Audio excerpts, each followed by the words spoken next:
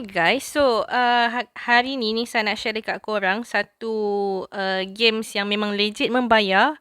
Games ni dia simple je tau. Korang main awesome, lepas tu korang boleh claim Touch and Go e-wallet. So macam mana? Korang pergi dekat shopping bag ni yang second dekat bawah. So korang boleh scroll, ada banyak voucher yang korang boleh claim.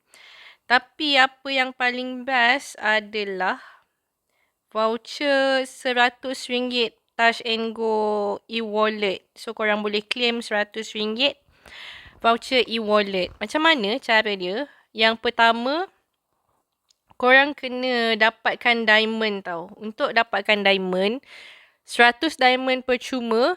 Korang boleh gunakan Nisa punya code yang Nisa letakkan dekat screen ni untuk korang redeem korang punya free diamonds. Dan yang lain-lain, cara dia adalah kalau kita nak tambah diamond, cara dia yang satu ni korang kena beli diamond lah, tapi jangan beli diamond sebab kita main games ni untuk dapatkan duit, bukan untuk membuang duit. Okay, so cara yang seterusnya adalah dengan korang invite friends lah untuk korang dapatkan diamond. Okay, so bila dah dapat diamond, cara untuk nak dapatkan coins ni adalah korang tekan je dekat challenge mode. Dia ada easy, normal dan juga hard. So untuk nak tunjuk dekat korang ni, Nisa akan tunjukkan dekat korang level normal lah, menggunakan 50 diamonds. So kita kena cari opponent. And then yang ni korang just main lah rock, paper, scissors. Nisa pilih paper.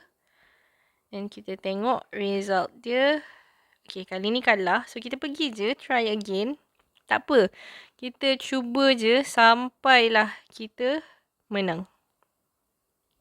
Rock, paper, scissors.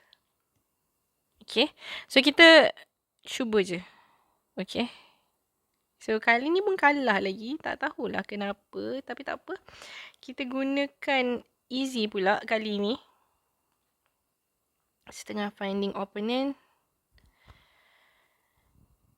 Rock, paper, scissors. So kita cuba je lah You won the challenge. So dah dapat 17 coin. So lagi banyak diamonds yang kita gunakan. So lagi banyak lah coins yang korang akan dapat. So kadang-kadang Nisa akan guna yang hard ni tau. So 100 diamonds. Kita laburkan je 100 diamonds tu. Tak apa. Kita cuba. So rock, paper, scissors. Ni cuba je tau. Kita cuba and then tengok. Okay, kalah. Sudah rugi 100 diamonds. So, macam tu lah korang boleh cuba sendiri untuk tengok korang ni pandai ke tak main rock, paper, scissors ni. Okay, so itu sahaja. Just Nisa nak bagi tahu dekat korang kalau nak dapatkan 100 diamond secara percuma. 100 diamond ke 1000 diamond tah. Tapi korang boleh gunakan Nisa punya code untuk korang dapatkan free diamonds.